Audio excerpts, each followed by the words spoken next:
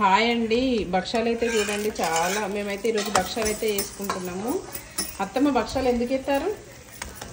చిన్నోడు ఏమంటే చేస్తాను. చెప్తాను. ఇవి ఎట్లా చేస్తారు ఒకసారి చెప్పురి.